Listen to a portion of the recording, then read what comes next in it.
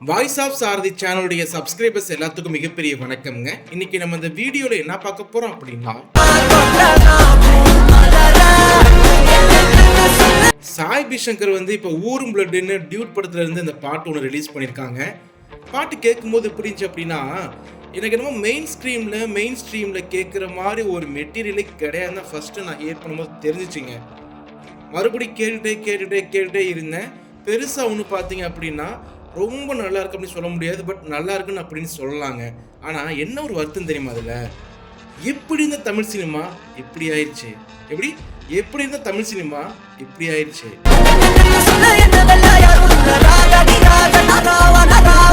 சரி, okay, first படம் பண்ணியிருக்காங்க. இது இல்லாமல் 8, 9, 10 படத்தை கையில் வச்சிருக்காரு. நல்லா பண்ணுவார், அப்டேட்டில் இருப்பார், அப்டேட் பண்ணுவார், ட்வின்ஸ் வேறு மாதிரி பண்ணுவார், மெயின் ஸ்ட்ரீமில் ஏற்ற மாதிரி பெரிய ஸ்க்ரீனில் பார்க்குற மாதிரி காதில் கேட்குற மாதிரி ஹெட்செட் போட்டால் தெளிவாக கேட்கும் அப்படின்னு நினச்சா கேட்க மாட்டேங்குது தெளிவாக. என்னென்னமோ இறைச்சல் உண்டாகுது, பெரிய இது மாதிரி தான் பண்ணுது அந்த சவுண்ட்லாம். இதை நிறைய பேர் பார்த்தீங்கன்னா ஃபயர் விடுறாங்க.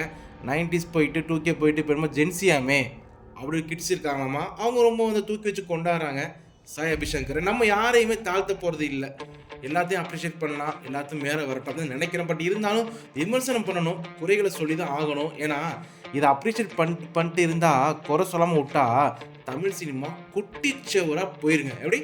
குட்டிச்சவராக போயிருங்க. இந்த ஆல்பத்தில் உள்ள அந்த நேம் லிஸ்ட்லாம் பாருங்களே, பிரதீப் ரங்கநாதன், சாய் அபிஷங்கர், முக்கியமாக அந்த லிரிக் பண்ணாங்க பாருங்க, எழுதுனாங்க பாருங்க, பால் டப்பா, ரொம்ப பயமாக இருக்குங்க, ரொம்ப திக்குன்னு இருக்குங்க, ரொம்ப ஒரு மாதிரி இன்செக்யூராக தான் ஃபீல் ஆகுது. இன்செக்யூராக நான் சொல்கிற செக்யூர் வேறு மாதிரிங்க, சரிங்களா? ஏன்னா என்னங்க, லிரிக்ஸிஸ்ட் யாருமே இல்லையா, சிங்கர் யாருமே இல்லையா? புதுசாக வரவங்கள வரவேற்கலாங்க, தப்பே இல்லைங்க. நல்லா வளர்ந்து வரட்டும், தமிழ் சினிமா மேலே தூக்கிட்டு போட்டு நினைச்சோம் அப்படின்னா இந்த மாதிரி ஒரு பாடல் அமைச்சா என்னங்க பண்ணுறது? ஆனால் நிறைய பேர் பார்த்தீங்கன்னா இது ஒரு சில லைன்ஸ்லாம் நல்லா இருக்குன்னு சொல்லி ஸ்டேட்டஸ் போகிறாங்க, இன்ஸ்டாவில் ஸ்டோரி போகிறாங்க, அதை அப்படியே ஃபேஸ்புக் எடுத்து அப்படியே ரைட் அப்லாம் பண்ணி இந்த லைனை கேளுங்க சூப்பராக இருக்கும் அப்படி சொல்கிறாங்க. உண்மையாக அந்த லைன் கேட்டால் நல்லா இருக்கு,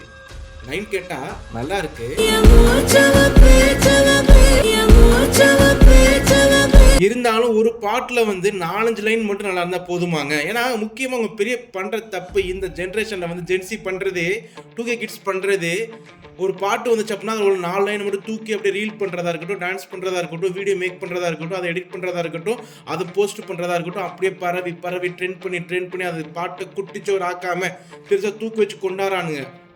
ஏன்னா ஒரு பாட்டு 4 நிமிஷம் பாட்டில் 3 நிமிஷம் பாட்டில் அங்கே வரக்கூடிய போர்ஷன் ஒரு 30 to 35 செகண்ட் மட்டும் நல்லா இருந்தால் மட்டும் தூக்கி கொண்டாடிட்டு அந்த பாட்டையே யூடியூப்ல ட்ரெண்டிங் நம்பர் 1 கொண்டு வரானுங்க.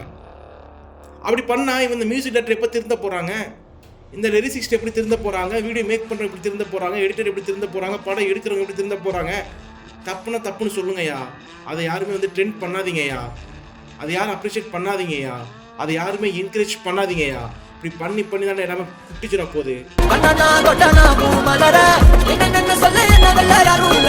அது பாட்டெலாம் பார்த்தீங்கன்னா 4.5 நிமிஷம் 5 நிமிஷம் இருக்க மாட்டேங்குது, 3 நிமிஷம் 2.25 நிமிஷம், மிஞ்சி போனால் 4 நிமிஷம் தான் இருக்குது. அந்த 4 நிமிஷத்துலையும் பார்த்தீங்கன்னா ஒரே ஒரு சரணத்தை வச்சுட்டு அதையே ரிப்பீட் மோடில் பண்ணிகிட்டே இருக்கானுங்க. ஒரு புதுசாக பல்லவி இல்லை, டெம்போ இல்லை, ஸ்ருதி இல்லை. இது என்னன்னு எனக்கு யாருமே தெரியாது, ஒத்துக்கிறோம். பட் இதான் கொஞ்சம் தெரியுங்க, சரிங்களா? ஏன்னா ஹெட்செட் போட்டு கேட்கும்போது காது வலிக்கக்கூடாது. முக்கியமான ஒரு பேசிக் திங்கு, ஒரு ஃபண்டமெண்டல் திங்கு, காதில் வலிக்கக்கூடாதுங்க. காதுவே வலிக்குது, டம்முன்னு அடிக்கிற, உன்ட்ட தான் ட்ரம் செட் இருக்கா, இல்லை உன்ட்ட தான் அந்த இதில் ஸ்ட்ரிங்ஸ்லாம் வச்சுருக்கீங்களா, உங்கள்கிட்ட தான் அந்த என்னடா நினச்சிக்கிட்டு இருக்கீங்க? ஏண்டா என்ன நினச்சிக்கிட்டு இருக்கீங்க? தட்டிக்க யாருமே இல்லையா? போட்டு கொண்டாடிக்கிட்டு இருக்கீங்க எல்லாருமே. அறிவில்லை, கொஞ்சமாவது கொஞ்சம் எதுவுமே இல்லையா? ஏன்னா ஒரு பாட்டுன்னா எப்படியா போகணும்? நான் அந்த ஒரு பாட்டுக்கு மட்டும் பேசல, கையில் 8 ப்ராஜெக்ட் 10 ப்ராஜெக்ட் வச்சிருக்கான். இதை நம்ம என்கரேஜ் பண்ணிட்டீங்க, தூக்கி கொண்டாட்டிங்க. அடுத்து வரக்கூடிய எல்லா ஆல்பம்ஸ் இதே மாதிரி போட்டு என்ன பண்ணுவீங்க? என்ன சொல்றதுன்னு தெரியலங்க எனக்கு.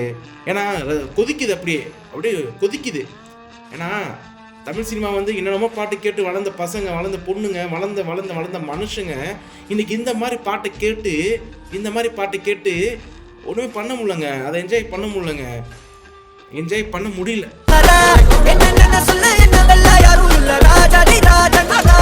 நான் சாய் பிஷகரை மட்டும் குத்த சொல்லலை, குறை சொல்லலை. அனிருத்தா இருக்கட்டும், எல்லாத்தையும் தான் குறை சொல்லிக்கிட்டு இருக்கோம். அனிருத்தா ரொம்ப மோசங்க. 3 நிமிஷம் தான், மிஞ்சி போனால் 3 நிமிஷம் தான் பாட்டலாம். 3 நிமிஷத்தில் வந்த ரிப்பீட் மோட்லேயே வந்துக்கிட்டு இருக்கு. ரொம்ப புதுசாகவே இல்லை. எல்லாம் எலிவேஷன் சாங்லாம் ஸ்டேட்டஸ் போட நல்லா தான் இருக்குது, ஒரு ஃபோட்டோ வச்சு எடிட் பண்ண நல்லா தான் இருக்குது.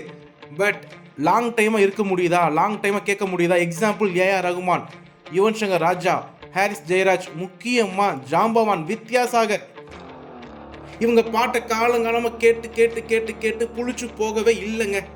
எப்போ வேணாலும் அவங்க பாட்டை கேட்கலாங்க. ஏன்னா அதில் லிரிக் தெளிவாக இருக்கும், காது வலிக்காது. தேவையான இடத்துல மட்டும்தான் ட்ரம் செட்டை யூஸ் பண்ணியிருப்பாங்க. தேவையான இடத்துல மட்டும்தான் தேவையான விஷயமே இருக்கும். கதையோட சேர்ந்து ஒத்து போகக்கூடிய லிரிசிஸ்ட்டை மட்டும்தான் அவன் கதைக்கு வச்சிருப்பான். அதுக்கேற்ற லிரிக் மட்டும்தான் எழுதுவான், அதுக்கேற்ற மிட்டு தான் போடுவான். இப்போ போடுற மாதிரியே போடுறாங்க. எல்லாம் வேற மாதிரி போயிடுச்சுங்க எல்லாமே. யார்கிட்ட சொல்லி நம்ம புலம்ப முடியும்? இதை யாரும் கண்டுக்க மாட்டேங்கிறாங்க. இப்போ வரக்கூடிய ப்ரொடியூசர்ஸாக இருக்கட்டும், அந்த டேரக்டர்ஸாக இருக்கட்டும், எல்லாமே வந்து பார்த்தீங்கன்னா ஓகே இந்த 2K கிட்ஸை கவர் மட்டும் தான் பண்ணுறாங்க. இந்த ஜென்சி என்னடா ஜென்சியாமே புதுசாக வந்திருக்காங்களா? டேய் நான் என்ன சொல்கிறது தெரிலங்க இதெல்லாம். ஏன்னா பாட்டு ரொம்ப கேவலமாக இருக்குது. நான் வேறு எதாவது பேசக்கூடாது, உணர்ச்சி வசப்பட்டு. ஏன்னா அந்த வீடியோஸ் நிறைய பேர் பார்ப்பாங்க. ஏன்னா கொஞ்சமாக நம்ம வந்து நாகரிகமாக பேச நினைக்கக்கூடிய ஒரு சின்ன அறிவென்ட்ட இருக்குங்க.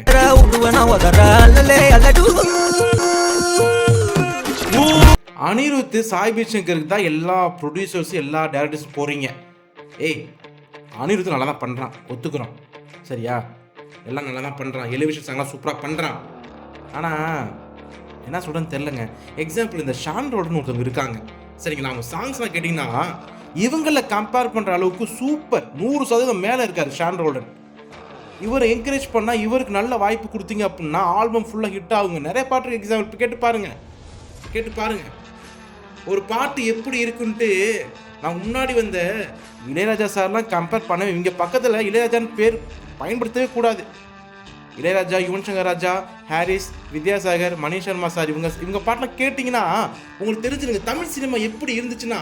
ஒரு சில சாங்ஸை போடுறேன், அதை கேட்டு பாருங்க. என்னை தொட்டு அள்ளி கொண்ட மங்கை பேரும் ஐயா முகம் பார்த்து கண்ணாக கருத்தாக மணி சரி பார்த்து தினம் வழி பார்த்து தூரத்தில் நீ வந்தாலே யாரோ சாலையில். இப்போ எப்படிமா இருக்கு? பாட்டு தெளிவாக இருந்தால் போதும், லிரிக்ஸ் தெளிவாக இருந்தால் போதும், மெட்டு கூட நல்லா பரவாயில்லடா, அது கேட்குறேன்டா, அந்த நிலைமை கொண்டு வந்துட்டீங்க. ஒழுங்கா பாட்டு போடுங்கப்பா. ஒற்றை காலிலே பூக்கள் நிற்பது ஒட்டியான சிறு தர வாரியா முல்லை பூக்காம்புதான்.